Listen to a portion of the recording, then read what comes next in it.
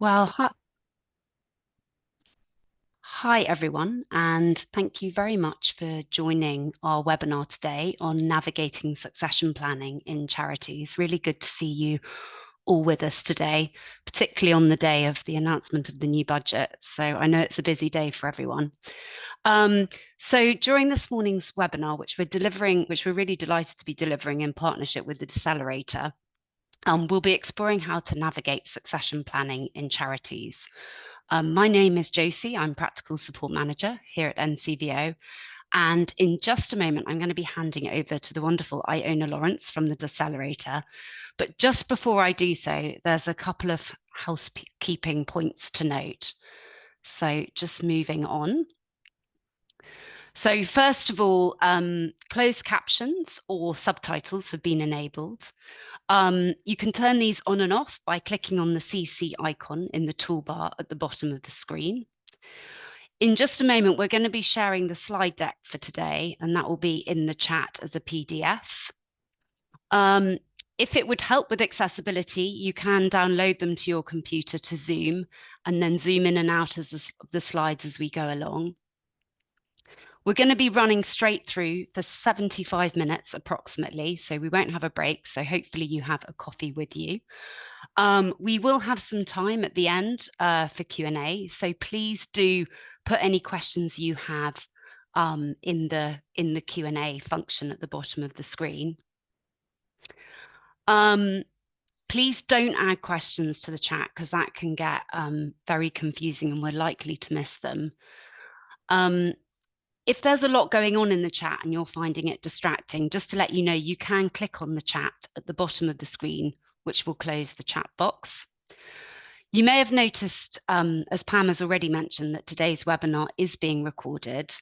Everyone that has joined is in view-only mode, so don't expect to be able to see yourself, which means that you'll only be able to see and hear the speakers, which are Iona, Mary, Josephine, and myself, plus my colleague Pam, who's producing today's event.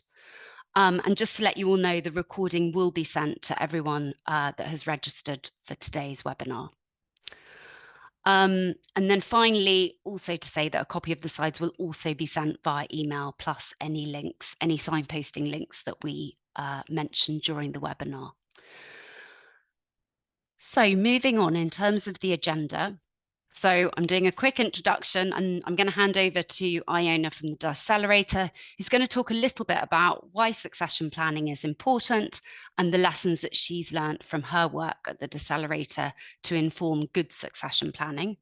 We're then going to hear from Mary, a senior HR consultant at our trusted supplier WorkNest, who's going to talk us through some key steps for succession planning in charities and also some of the challenges and how to address them. And then we're going to hear from Josephine in terms of her personal experience of navigating succession planning and what has helped her. And then we're going to finish off with some Q&A and some signposting to some further support and resources. So without any further ado, I'm going to hand over to Iona. Oh, I've been on my own for a while. I can see Aziz's hand is raised. Do we want to address that before we move on? It might.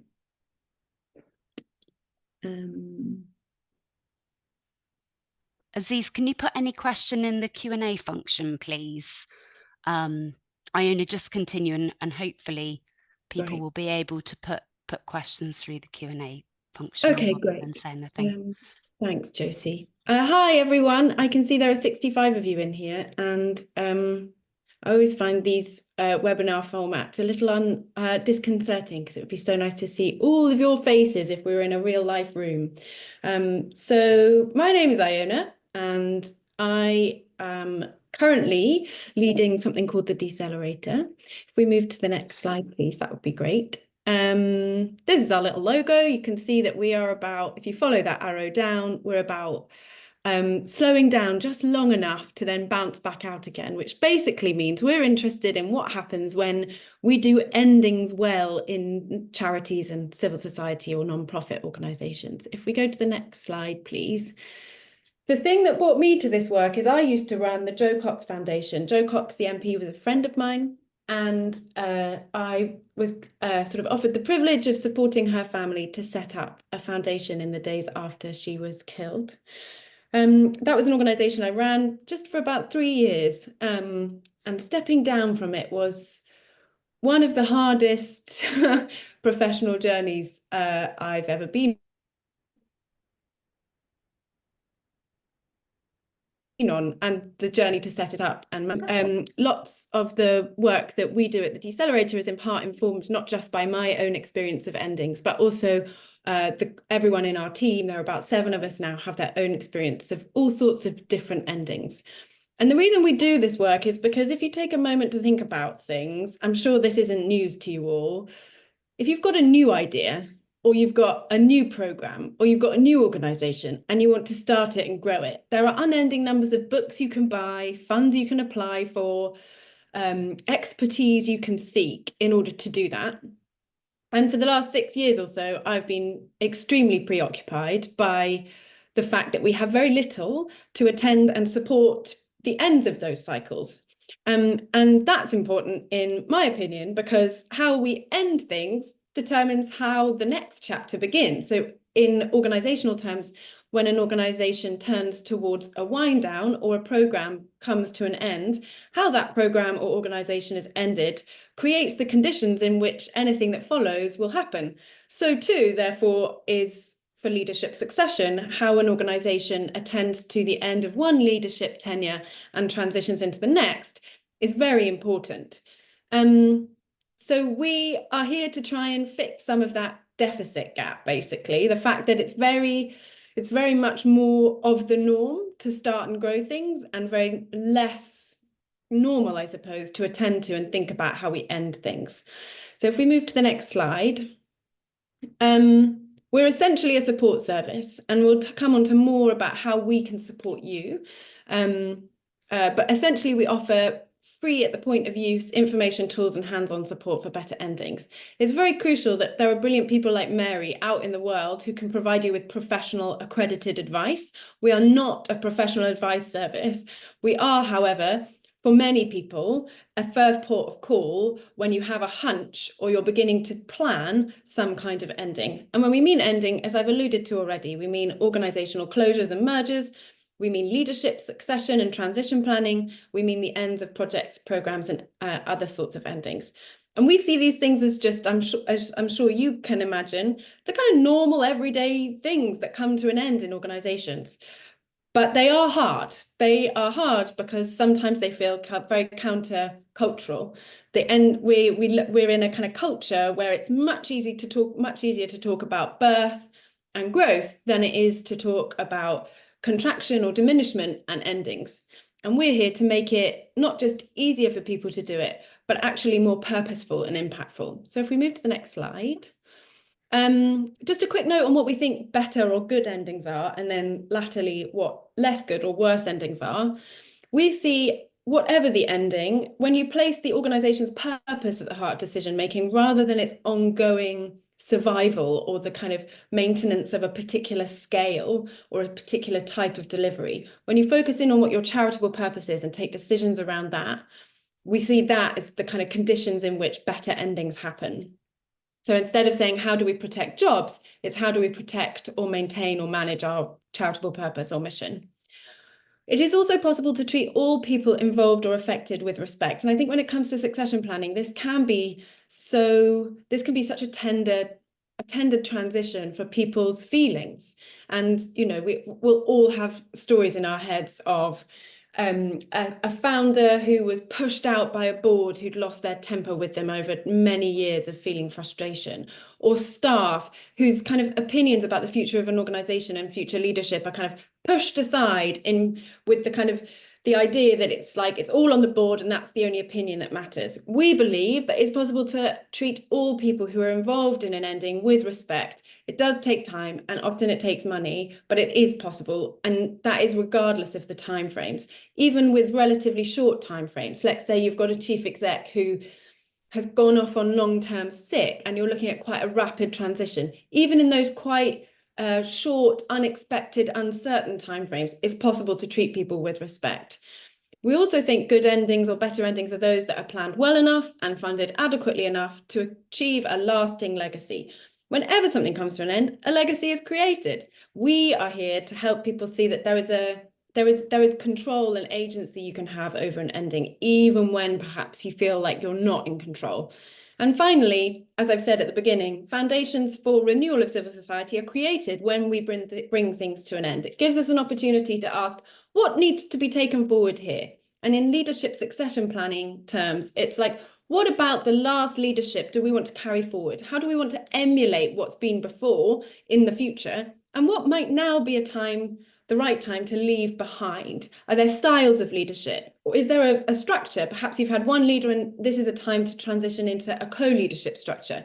But we have to be intentional at these transition moments about what's being taken forward and what's being left behind if we want to genuinely strengthen and renew civil society rather than just carry all the same baggage and patterns and behaviours and ways of working with us. So if we move to the next slide, less good endings are ones that don't have time and money and headspace. Decades of expertise is lost overnight. People can be put under a huge emotional burden. And ultimately, we all miss opportunities, not just within organizations, but within sectors to reflect, learn, and collaborate. So if I move forward, the decelerator exists because we believe that endings are inevitable, but bad ones don't have to be. And all too often we do come to endings, and every day on the hotline that we run, we hear people share these very tender and very human feelings that stepping away from an organization you've founded or stepping on from an organization you've played a part in feels in some way like an admitting of defeat, or it might feel like a failure because you've not achieved all the things you want, or it might feel like you're letting people down. And those are some of the kind of big, very human emotions we bring to all of these transitions, which we try and make space for because we think that those can fuel less good endings. And instead, we think that these moments can be moments of celebration, moments of pride, moments of learning, moments of reflection. And then, as I've said many times already, laying the foundations for what comes next. So if we move to the next slide, please. We currently have a relatively modest amount of funding from these three lovely foundations, and we have a kind of budget, or we have a kind of pathway for funding for the next 5 years. So hopefully you can expect us to be around if you need support in the next few months, but also for the next 5 years or so. If we move to the next slide, just one thing that's worth saying, we don't ourselves expect to be around forever. We hope that we'll exist for 5 to 10 years to make endings just a bit more of the normal part of business practice, support infrastructure organizations and funders to lean into them and fund them and enable them, ultimately probably resulting in other decelerators that are specific to places and issues and sectors, leaving ourselves with the ability basically to transition out and slide quietly into the night whilst everyone else has recognized that this is something that's worth attending to. A few things we're noticing right now that might be useful for you to bear in mind. If we go to the next slide, we run a hotline, and this hotline is free at the point of use. You can sign up for a call if you haven't already as soon as tomorrow. And me and one of my colleagues, Josephine or Linda, will receive your call. In the last 6 months or so, we've received about 90 calls to the hotline, about half of which have been related to succession planning. And so we recognise that in the sector, this is quite a significant ending and transition moment that people are seeking out support for. We're also noticing a pattern around how people are finding these transitions difficult. And that's partly difficult because it appears that there is some kind of patterns around failed recruitment rounds or recruitment rounds that don't result in a hire, which is creating quite a lot of pressure on organizations. And lots of people seem to be, well, I'm going to come back to this, but moving on to the third point here, there seems to be a lot of burnout and stress. And so often a transition between chief execs, particularly in small to medium-sized organizations, isn't something that is kind of premeditated by a kind of year-long process of transition. Instead, sometimes it can be precipitated by the need for a chief exec to take some time off due to burnout or stress because of the pressures of this work. Similarly, at a chair level, and also the trustee level, we know that those roles are getting harder and harder to fill. If you listen to any of the kind of infrastructure organizations around this stuff, they will say that finding a chair for a small to medium organization has probably never been harder. If we move to the next slide, please. We see just like generally a lot of what we call last minute itis. So people who call the hotline do sometimes come, and it's amazing when they do, with like, we have a year on our side. We're thinking about a kind of transition of a key staff member or board member, and we're asking you if there are things that we can do now that will kind of lay the foundations for this to be a good ending and a good transition. We also get a lot of people who kind of at any stage of on any type of ending come to us saying, you know, our timeframes here are a month or two. And there are always things that we can do to support people to find agency and set pace and find a positive story and lay the foundations and conditions for impact. But the more time you have, the more options you have, the more control you have. So we're all about how you try and get people to think about these endings and transitions as early as possible, because that's where you have the opportunity to design and plan in impact.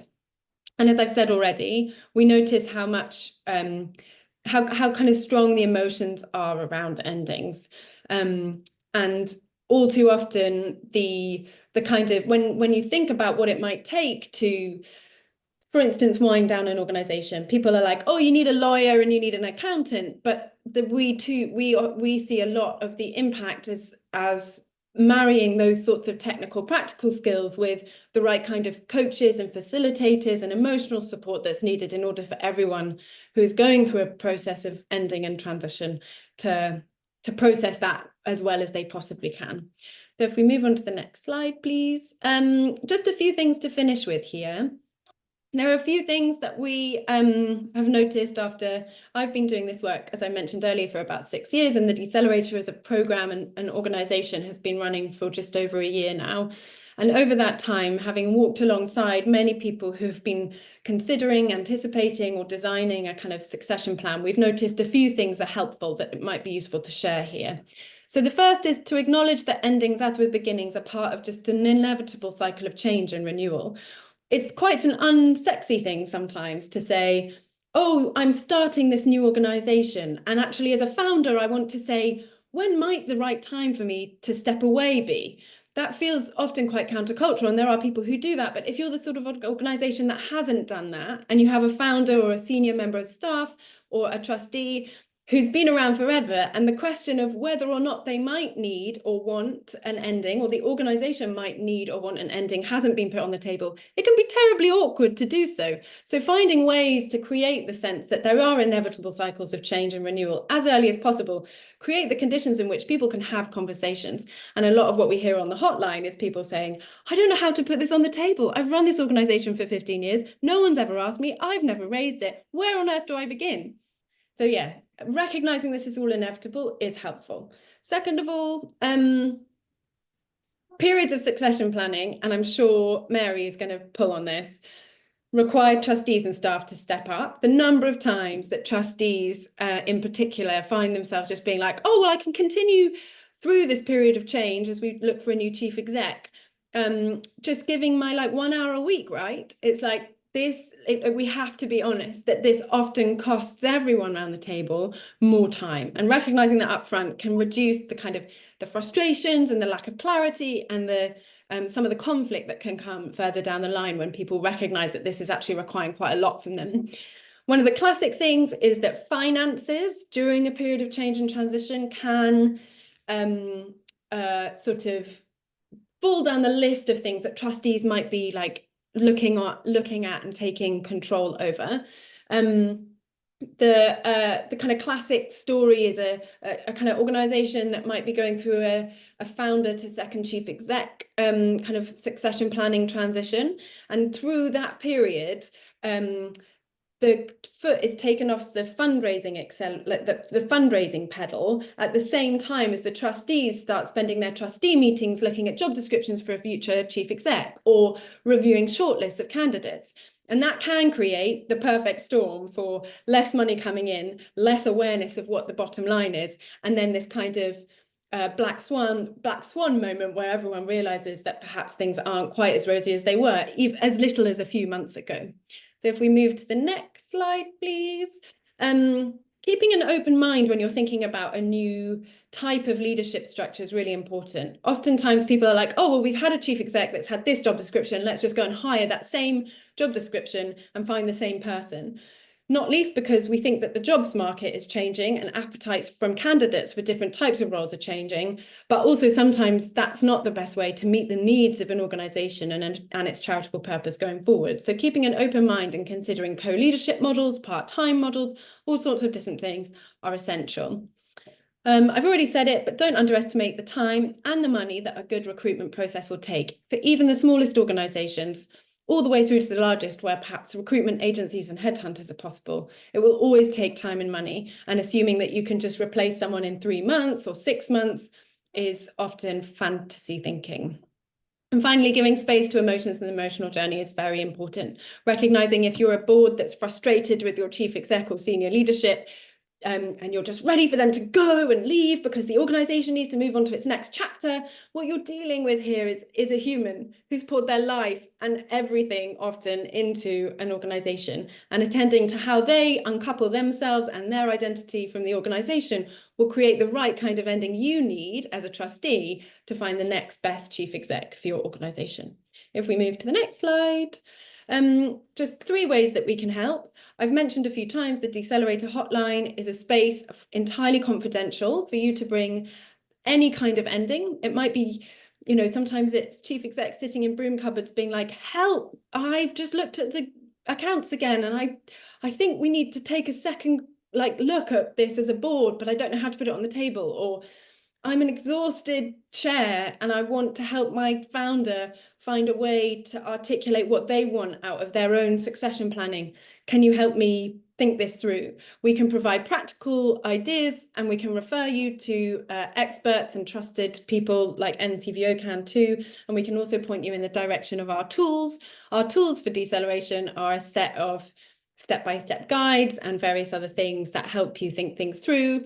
And give you kind of checklists and talking guides for how you can approach endings in groups or on your own. And finally, signposting to further help and finding new people and more people to help organizations with these important transitions is also what we can do.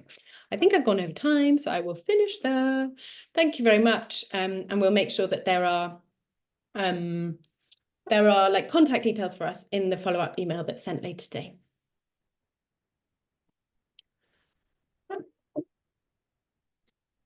Thank you, Iona. That certainly set the scene for me, and it really resonates with the challenges that come from succession planning and the importance to make sure that you are planning ahead. Next slide, please. So what is succession planning? It's focusing on identifying and growing your in-house talent to fill the leadership and organisational critical positions within your organisation. So it's planning for the future and what that will need. Next slide. So if we look at why it matters, it really does help, as Iona says, move with the legacy of the organisation, and it brings stability. So forward thinking, forward planning is always most helpful. So we're looking at continuity of leadership. You're identifying and developing your future leaders to ensure that there's a seamless transition of your CEO or any other key personnel are leaving the organisation, and you're transitioning people into leadership roles, and that minimises any disruption that can occur when that key position becomes vacant. Looking at risk management in the same way you would look at anything else, you're looking at a risk assessment and developing a succession plan based on your key roles, and that ensures that there's little or no impact to the organisation when there are periods of change. Once you identify the successors, you can reduce any exposure to risk that would be associated with that departure, especially if it is your CEO or other critical roles within the organisation.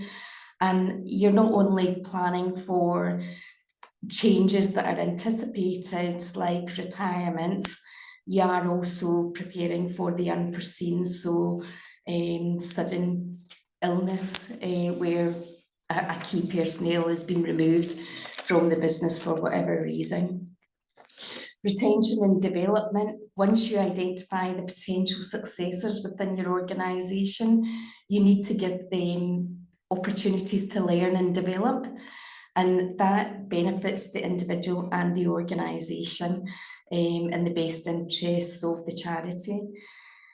You'll enhance employee satisfaction just by identifying potential talent within the organisation, and that gives them the feeling and sense of future achievement, and that you're investing in them within the organisation, that they can grow. Within cultural consistency, again, when you've got homegrown talent, you're developing and promoting people from within, and that ensures that people who are identified as your future leaders and being invested in, it maintains consistency. They share the same values and vision, which is aligned with the organisation's mission, value, and visions for the future. So it is really important to involve everyone, and that improves the organisational culture, because people can see that they're being developed, and that there is perhaps somewhere that they can progress and grow into. It will bring about efficiency and cost effectiveness too, because once you identify your successors, it's really motivational for your people, because they can see that pathway where they can grow within the organisation, and they can aspire to develop themselves to fill somebody else's shoes. It gives them the opportunity to develop into leaders, as most people probably want to. Not everybody does, but that's the importance of you identifying your future talent that really do have the skills, knowledge, and ability to progress within the organisation. It's a low cost and high value way of maintaining consistency within the organisation, and you can do that by delegating projects, tasks, job shadowing, coaching and mentoring internally, so it's not going to be a drain on your finances, and that will prepare them for their next role. Alignment within the organisation, or alignment with the organisational goals. You're looking at your emerging leaders, and you're supporting the overarching aims and goals of your organisation. You're investing in their personal development and supporting long-term objectives to achieve those goals within the organisation together. Once you navigate challenges with somebody leaving, moving on, perhaps being absent short-term, long-term, there's somebody that can step up and step in. It ensures that continuity that you need, especially when it is a more permanent change to leadership and change within the organisation, because that can be challenging. There's some other specific considerations for you to consider when you're looking at the operational structure, your funding mechanisms, and your mission-driven focus.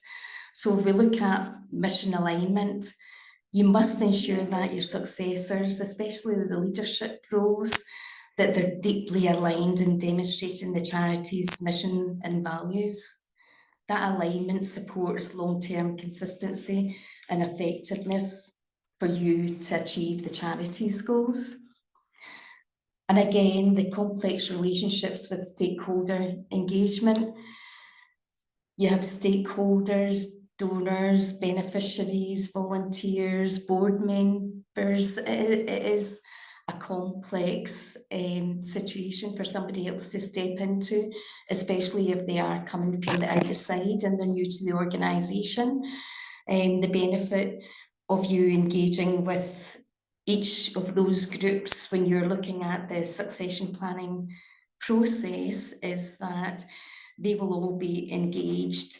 It ensures their perspectives and needs are considered when you are planning your succession for the future.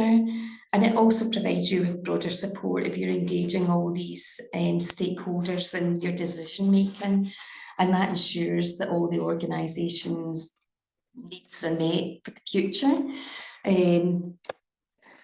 Cultural sensitivity, every organisation is different. And again, as Iona said, you know, they all have legacy that they want to have going forward. So with cultural sensitivity, you're looking at people with in-depth knowledge and understanding of your charity's work and the work that is necessary within diverse communities that they're supporting.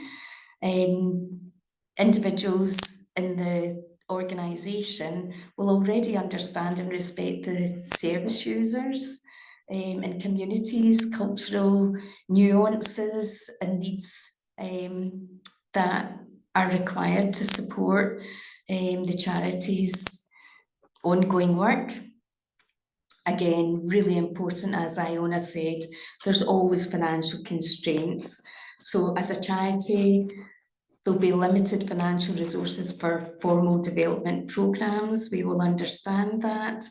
And that's where it is important to be creative with solutions, because that essentially is your next level of leadership that you're promoting. And as I said earlier, job shadowing, mentoring, coaching, all of these good things can help to develop and get someone ready for that next role at very low cost or no cost at all. If you're looking at volunteer integration as well, succession planning should also consider key volunteers within your organisation and positions that are critical to the operation itself. Consider volunteers for potential appointments. Use volunteers to upskill and mentor your employees, again at no or little cost to the organisation. They can share knowledge and experience. Compliance and governance, you must ensure that that knowledge is shared with your leaders in current roles, with your potential leaders, because there are regulatory frameworks and governance standards that need to be met. So a really strong understanding of that for any potential new leader will help them navigate and comply with the requirements to protect the organisation first and foremost, but also to make it more seamless for them when they're promoted or moving within the organisation. Board involvement as well, clear communication with the board is essential about the organisational structure and to identify the key roles within the organisation that really you need to consider putting in place for succession planning. And again, in many organisations, you're looking at donor relationships. So succession planning should address how those relationships will be managed and preserved going forward. So maintain strong relationships. The individual really does need to maintain them, develop them, nurture them, because that's important for the transition. It's vital going forward that they build those relationships. And again, forward planning, taking all of those considerations into account, it's a more secure and seamless transition, and it safeguards the operational effectiveness during a period of change. And we all know that change can be difficult for an organisation, it can be difficult for an individual. Not everybody's the same, not everybody's prepared to come on that journey. Some will take longer than others. So it is important that you are identifying the right people with the right skills to take the organisation forward. So we look at key steps then. The key steps ensure that effective leadership transitions in organisation and continuity is maintained. And some of the steps that we would be looking at is to assess the organisational needs. What is that? Well, you would begin by reviewing the charity's mission, the goals and the structure and leadership requirements that are needed, not only now, but going forward. So we're looking future so that we are prepared and planning. You'd identify all the key roles within the charity that is critical to the success, and those knowledge and skills that the individual will need, the charity needs, in order to develop it and, if possible, grow for the future as well. So some fundamental things to look at, and Iona mentioned earlier, was ensure that you've got detailed job descriptions or job specifications in place that are really clear, that will help you to do that. Once you identify the key positions and roles, clearly define what those key positions are, because that's essential for achieving the charity's objectives. And it will ensure continuity throughout, so that any transition of leadership will be seamless, or it will minimise any disruption at the very least. You're looking at not only leadership roles, and as Iona said earlier, you could be looking at the chief exec, the senior management team, or board positions. It is getting more challenging out there in the market to try and find really good people. It's taken longer to get people into positions, so it is important that you consider that. And then looking at evaluating your internal talent. So conduct an assessment of your existing staff. Really look at who's there and include volunteers, also with potential that could fill your key roles, and identify and consider any potential gaps. How are you going to fill them? So conduct reviews using tools like performance appraisal, job evaluations, and leadership assessments. Now, they may be costly, they'll be beneficial, but they can be informal. They don't need to be too formal, but it is important to have them in place.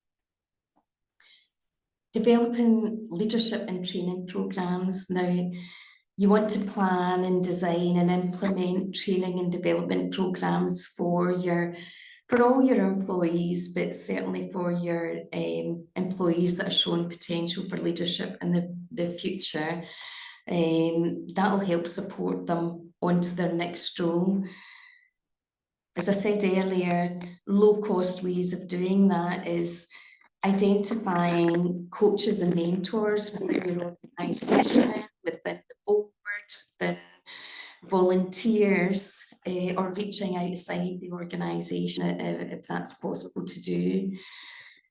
You can join leadership workshops, you can delegate tasks, put people on projects, second them, give them opportunities so that they can develop in the role, take on responsibilities, see how they cope with that.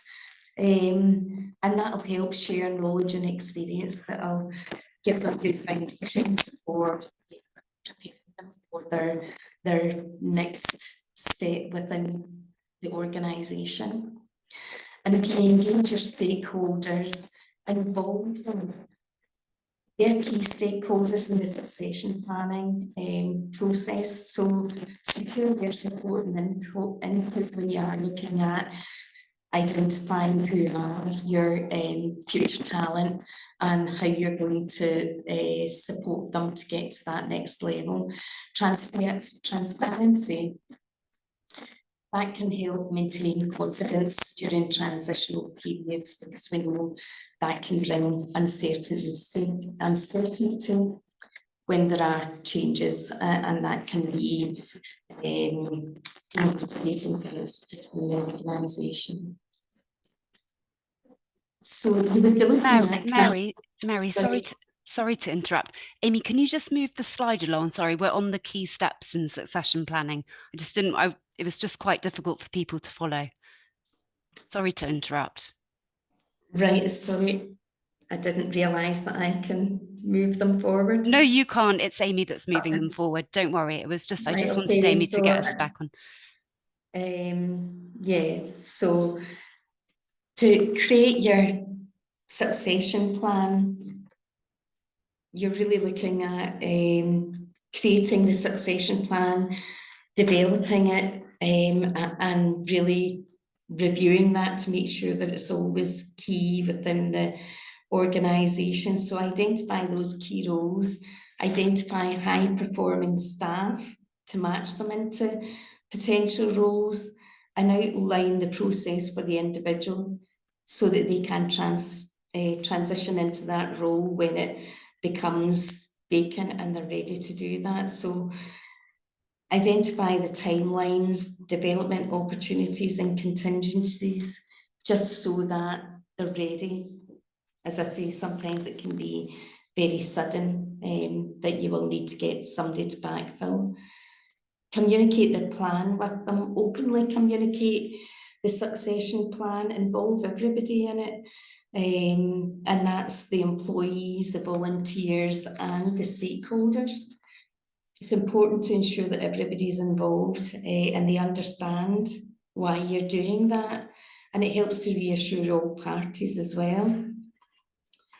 If you're implementing and monitoring the plan, that's where it's important that you continually monitor its effectiveness. So review it, review any changes in the charity's direction regularly, and any changes to key roles or anything within your structure to ensure that that is what you still need going forward. So things do change, the environment changed, and that may have an impact. So reviewing updates are very, very important. And by following those steps, you'll have a robust succession plan put in place. It'll ensure that there's continuity of your leadership, and it'll support your long-term objectives. And it'll mean that you're aligning with the organisation's mission, visions and values for both the organisation and the employee.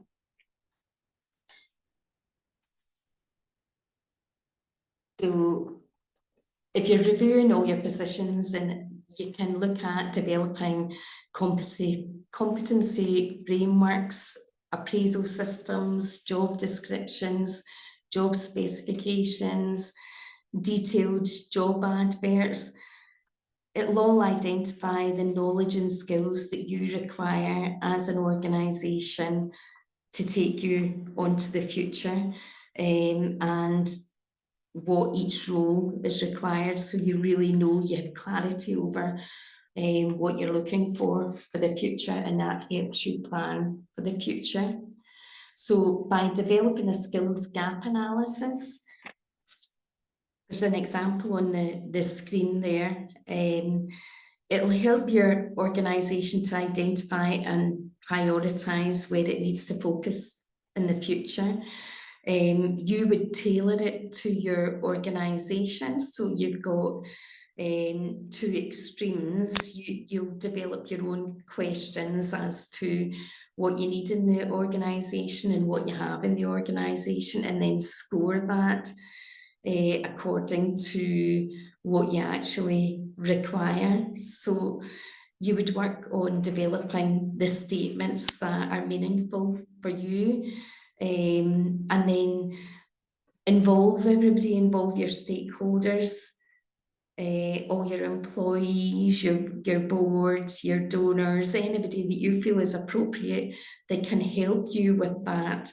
Develop it, get people to score it, and then focus on the lower end of the spectrum for scoring, because each pair of statements sits on the scale to help you prioritise. So it will identify inconsistencies, skills, knowledge gaps within the organisation that you need to pay attention to, and it'll help you identify the high priority areas for you to focus on in the future as part of that succession plan. Some people might not be able to answer the questions. That will be a trigger in itself for you to go and look at that. Or if it's in the lower side of the scale, then you definitely want to have that in your succession planning process. So focus and understand your main priorities, and then develop the succession plan process tailored to your organisation so that it supports you in the future. Mary, we've got about 5 minutes. Yes. Just to give you a heads up. I think we were going to break for a poll now. Is that right? Yes. Or do you want me to carry on? Yeah, no. Let's launch the poll. So we were going to ask people, and Pam, hopefully you can launch this, but what is the biggest challenge you face with succession planning? So there are a couple of options there. One is limited resources. One is identifying potential leaders. One is lack of organizational planning. We've got cultural resistance, board engagement, and other. So feel free to put the other in the chat. And we'll just wait a minute for the results to come in and see where people's biggest challenge is.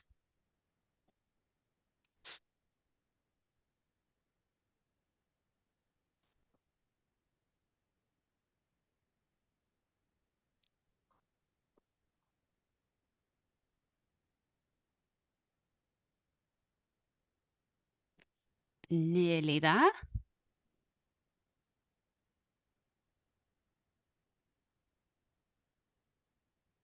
Okay, I think that's it. Oh, no.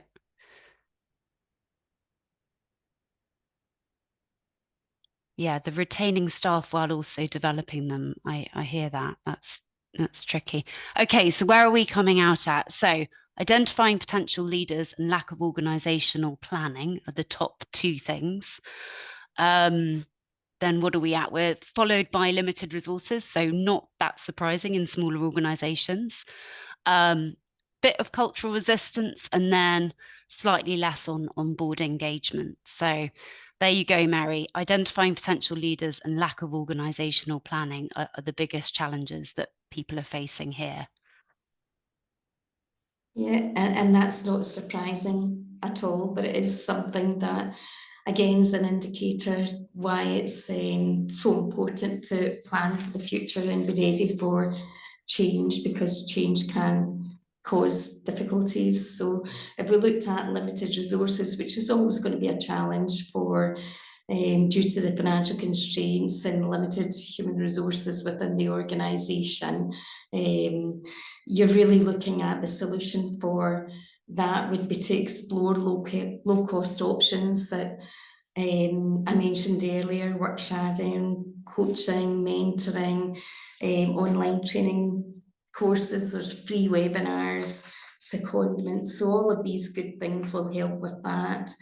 Cultural resistance, people just don't like change.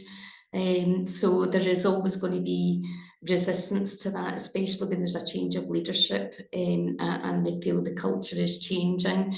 So really looking at solutions for that, it's fostering a culture of continuous improvement and adaptability within the organisation, preparing for changes, because there's nothing more constant than change. Lack of organisational planning, everybody's busy, lack of resources. So where there's no formalised organisational plan, that is going to cause difficulty further down the road. So regularly update your objectives to ensure they continue to align with the organisational goals. Identifying potential leaders, that there is a challenge absolutely where there is a difficulty to identify and nurture future talent within an organisation, especially within small teams. So if you implement a structured development programme, that's always going to help. If you can't identify people with potential, then you are going to have to widen that net, go externally to recruit. That's going to take time, it's going to take money, and that's something that you can essentially plan for. With board engagement, again, board members sometimes aren't really engaged or might not agree with your succession planning. So involve them in it, involve them in the process to embed that succession planning or plan within the organisation. Risk of bias, there is unconscious bias, whether we realise that or not. So we don't want to limit diversity within the organisation and always look for the same or similar types of leaders. So make sure that there is a diverse panel when evaluating roles and promote inclusivity as a core value within the organisation. And finally, thank you for your time. I'm a senior HR consultant at WorkNest. We are trusted NCBO suppliers, and we provide expert employment law, health and safety and HR services to all our clients. That involves contracts of employment, benchmarking, training, recruitment, disclosure checks, anything Mary, people related. Mary, sorry, I'm going to have to move it on. I'm really sorry. We will send out the information about WorkNest at the end, and I will mention it again at the end of the webinar, but I'm just very conscious of time. Absolutely. So sorry to interrupt. I really hate doing it. But I'm going to hand over to Josephine for a good 10 minutes, and then we'll go on to questions. Thank you, Josie. Thanks, Mary and Iona and Pam, Holly and Amy. It's nice to be here with you today. And this is such a fantastic opportunity to talk about succession and planning. And my bit here is just to really give you a bit of my story and to kind of ground it in what's in my circle of control as a previous founder and previous co-director. There is a lot that's not in my control, but I'm kind of coming back to me and my learning. So I hope that's useful in the midst of everything else that's being kind of shared today. Can I have the first slide, please, Amy? These are just a few of my thoughts in 8 minutes, and I've put my timer on. So let's see how I'm going already. It must be 1. I am a proud decelerator navigator. So I'm here because Iona's asked me to come and share my story, and I work very much with people thinking about their place in the organization and how to help people have those fantastic endings that actually are really life-giving, and we can reframe it as life-giving rather than a terrible thing. So I'm also a coach, an action learning set facilitator, and I work very much in the sort of founder leadership position thinking space. I can have the next slide, please. I was very much entwined in the organisation I co-founded, and I worked with my life partner, which, do you know what, was amazing and one of the hardest things I've done. I'm not sure I recommend it if you can avoid that, but I think it was one of those things that was just very much part of kind of my identity, what I did. I was involved for 30 years. I loved it in every stage of its growth. And then one day I woke up and thought, do you know what? I wouldn't apply for this job. Why am I here? What am I doing? And then started to recognize, listen to my body, noticing signs of loss of sleep, loss of energy, loss of vision. And my regrets are that I didn't read those signs soon enough and recognize them soon enough. I did my whole accommodating, let's accommodate and accommodate, until I hit a breaking point. I recruited a member of staff who essentially became incredibly difficult to manage, and she kind of finished me off. I don't think she meant to do that, but the experience pretty much finished me off. And it meant that I needed to take a big step back and kind of let the organization do its thing. And I realize as I look back now, I think I took about 4 years to actually quit. So that's just me. But I made a decision to quit on February the 5th, 2023, and I left August 2023. And the organization I left are amazing, and I cannot sing higher praises of them, but it was hard and it was messy and it was a really tricky process. And all I'd say about that is clear is kind. The clearer that you can be in communications, the better. And so for me, I want to just look at kind of a few principles that might be useful. But just to finish this one, this is your sign. What is your sign? What are some of the things that you might want to think about that is like, actually, I need to pay attention to that? You maybe already have hit it, or you might be kind of coming up to it, but just bear that in mind. It's a very personal thing. Can I have the next slide, please, Amy? So Stephen Covey, who I did learn to love in the end, he talks about this principle: start with the end in mind. And as Iona and Mary have already really brilliantly outlined, this is a kind of a mindset, and often what we go in is we start and we just start where we are. We don't think about where we want to be.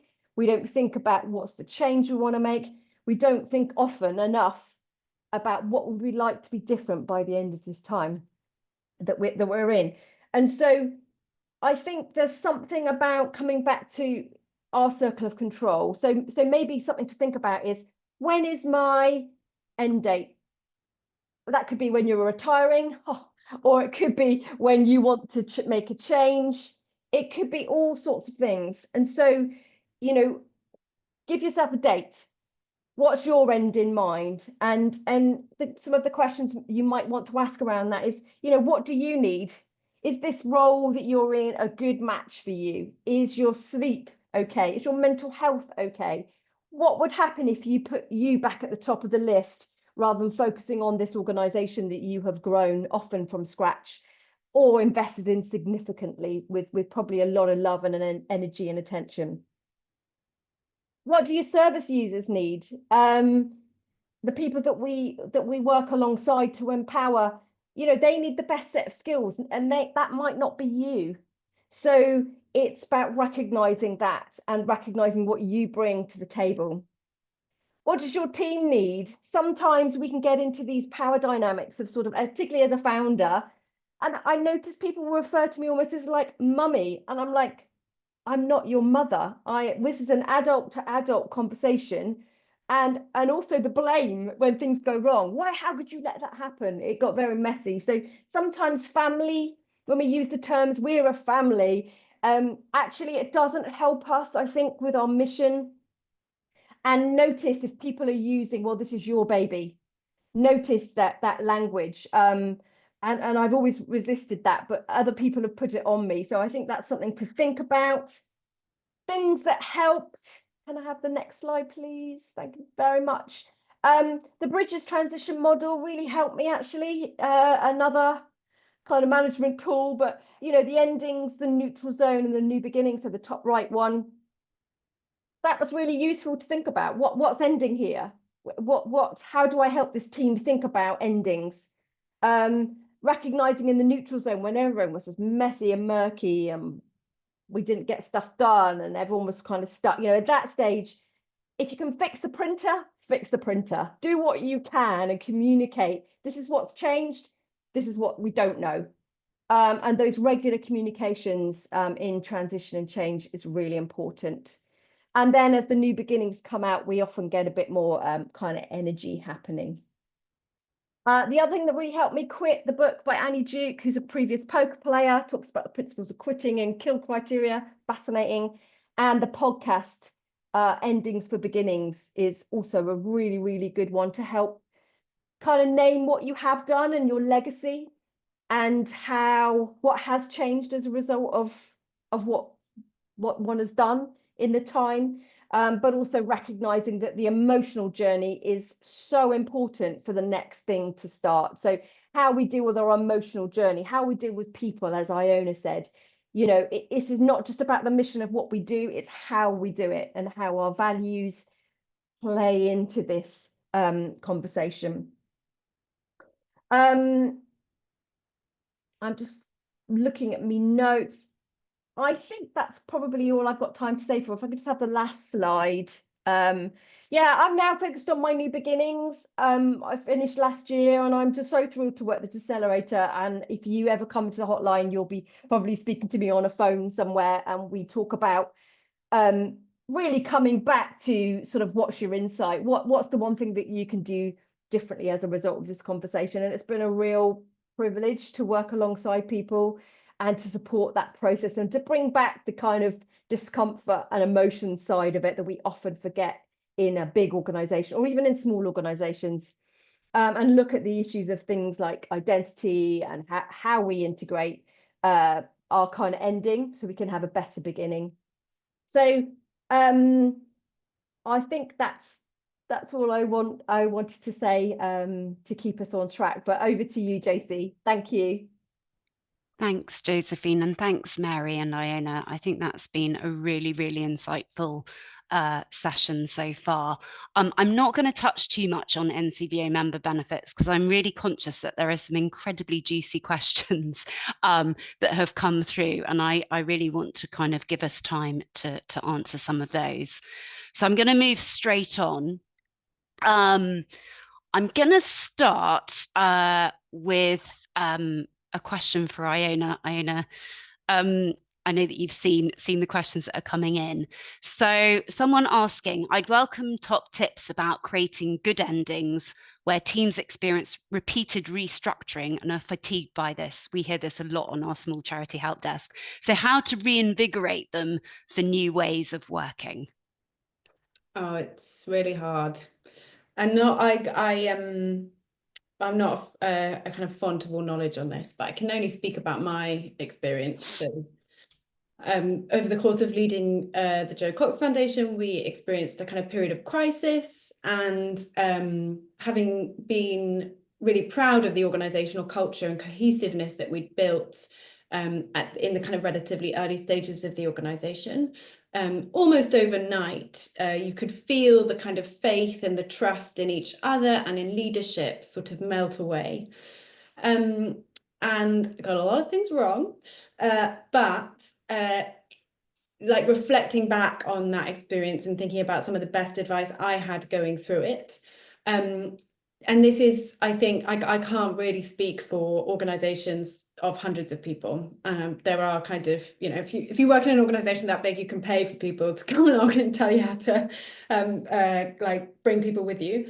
But in an organization that is relatively small to medium size, the lesson I learned is that comms, like how you communicate change and uncertainty, like people are humans and they can smell a rat. So if you are fobbing people off and like either dismissing their emotions and their feelings about a transition and a change and a threat to organizational culture and values or ongoing ability to operate, and you haven't properly addressed people's needs for clarity about what's going on and honesty about mistakes that have been made, I've found it very difficult to break the paralysis of an organization that's stuck in an old version of itself. So the first is, when it comes to communications, I think that within the bounds of what's legal, like treating people like adults and being clear with them about like what's got us here, where we're going, is really important. The second of all is to give everyone a choice. No one is there, no one is employed under duress. Of course, there are forces that keep us in jobs. They might be mortgages, they might be family or caring commitments. But that said, when people have their 2 feet and they can walk and find a new job, and one of the kind of things that I was quite proud of being able to do was to name the challenge and the crisis that we'd been through, articulate what it was that we had done to put the organisation on a new and different footing, and thirdly say, none of you have to be here. If this has felt too compromising, if you feel like you can't come to work anymore and do a good day's job, I am here and leadership is here to help you find a new place to move. And of course, that's not saying you have to leave, but that's recognizing that, like, we're all adults here. I am not looking after you. You are not like my child, as Josephine said earlier, and like no one is here under duress. And the fourth thing I think I'd say is, in a small to medium sized organization, it's all about relationships. If you've got high levels of conflict, low levels of trust, low levels of productivity, obviously, like, managerial culture would suggest you need to set stronger KPIs and have a stronger talent management process and be better at doing your disciplinary stuff. That is all important, but also not forgetting the value of powerful relationship building, of spaces for people to be human together, for them to see people in their wider setting, like the things that people have going on in their wider lives, like giving people space to be human and build relationships together can almost act like, I think, organizational cultural acupuncture. It gives people the ability to show up at work and feel like they're being fully recognized. And that can be hard to do when you've got resource limits and there are high delivery targets and all that sort of thing. So it can be done in even the smallest types of ways by creating starters for meetings that are about a listening circle and spending 5 minutes just sharing where you are this week and what you're bringing to work from outside of work can be a way to, like, build the whole person in, as much as team away days and other stuff that can help people, like, truly bond rather than just focus on targets that need to be met and things that aren't being delivered right now. Great. Thank you. That's fantastic. And I think it's really helpful to touch on some of those specific things that are so relevant for the smaller organizations, those softer things that often kind of get missed. So thank you for that.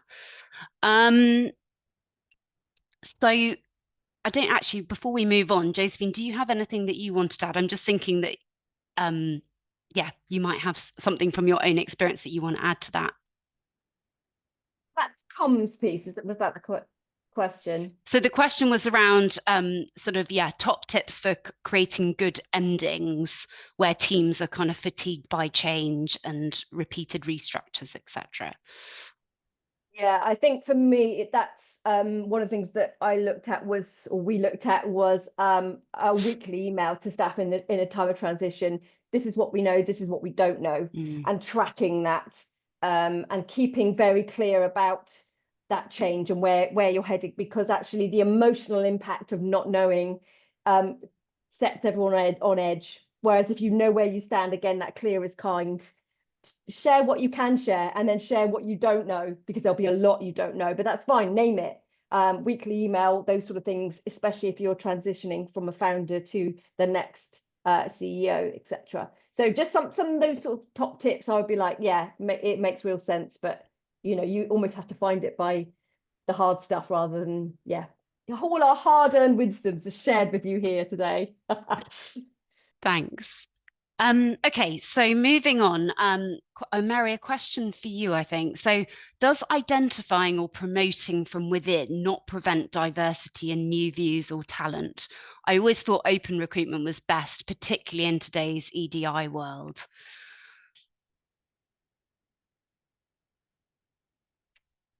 Mary, are you there?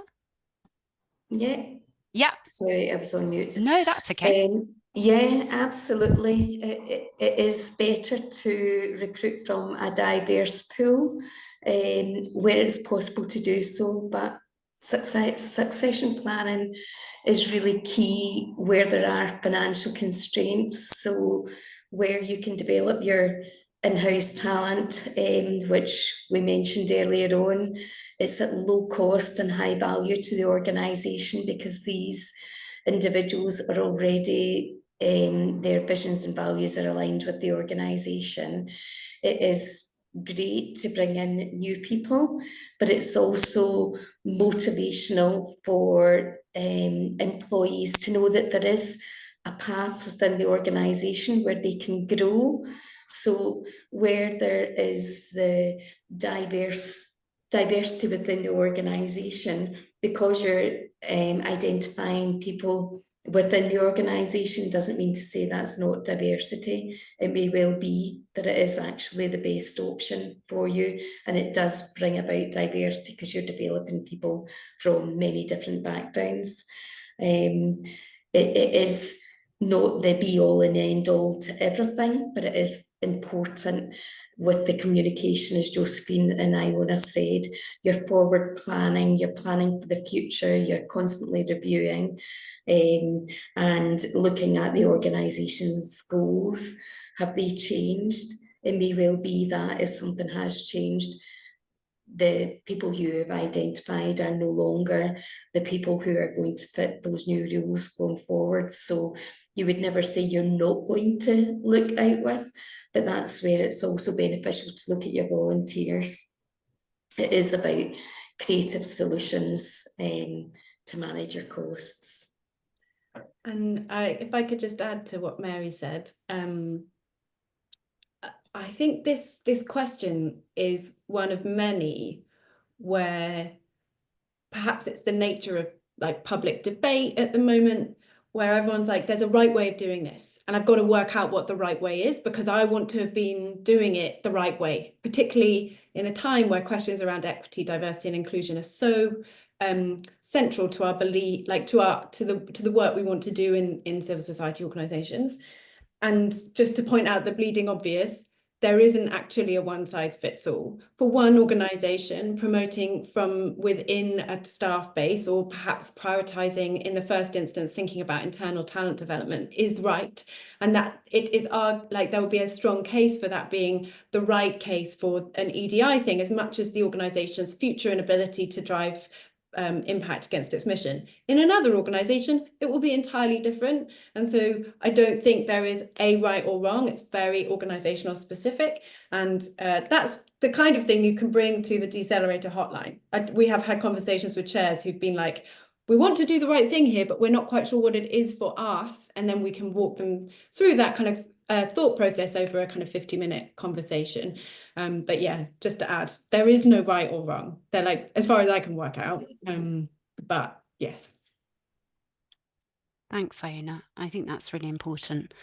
So moving on, there's a question which is really interesting about how do you manage the balance between developing the individuals and managing expectations if you are not certain around the opportunities and timescales within a small organization?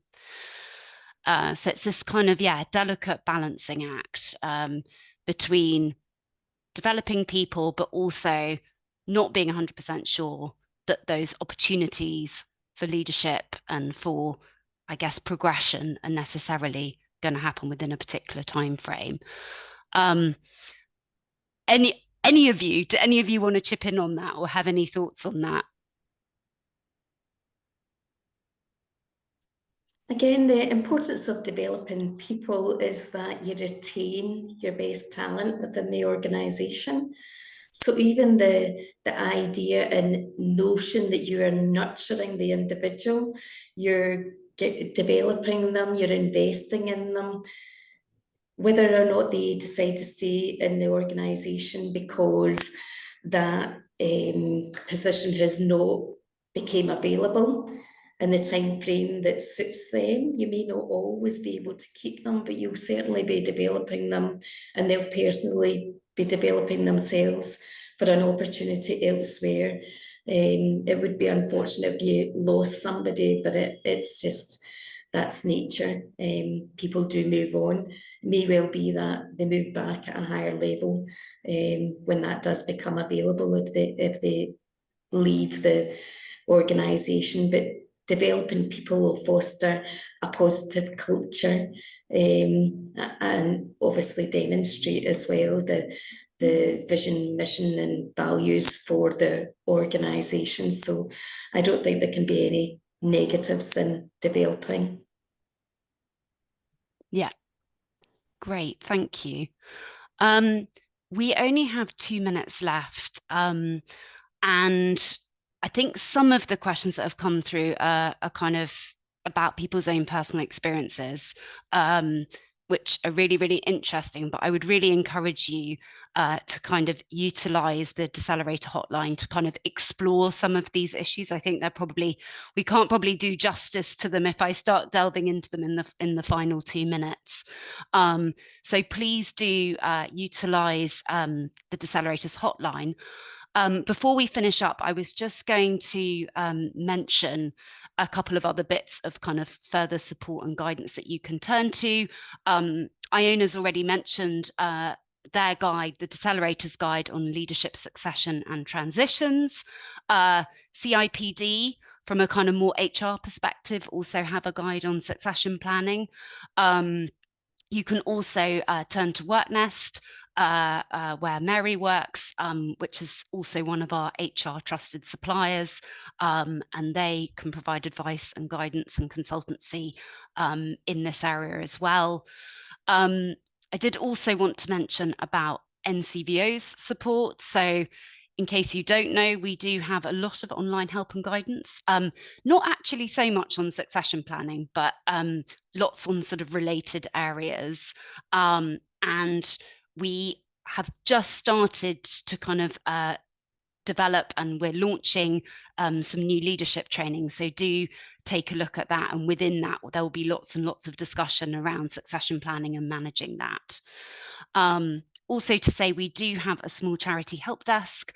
And if you scan the QR code that is on these slides, it will take you directly to how you can access our help desk and all our other small charity support. So just in terms of kind of our final minute or 30 seconds, so we're actually now going to do a snap poll, which is going to appear on your screen. And it would just be great to get some thoughts on how you found today's webinar. We'll also, there'll also be a short feedback survey, which will appear on your browser as you leave this Zoom meeting. So yeah, if you can give us some feedback, that would be really, really helpful. And most importantly, any tips on how we can improve our webinars going forward. So I hope this session has been useful, and that you've found things that you can sort of take forward and take back to your teams and your organizations and have conversations about. But I think it goes without saying a big thank you to Josephine, Iona and Mary, who've all given up their time to deliver today's session. So yeah, a big thank you to you all. And as I say, hope it's been useful and really look forward to seeing you all again at a future webinar. Thank you all very much.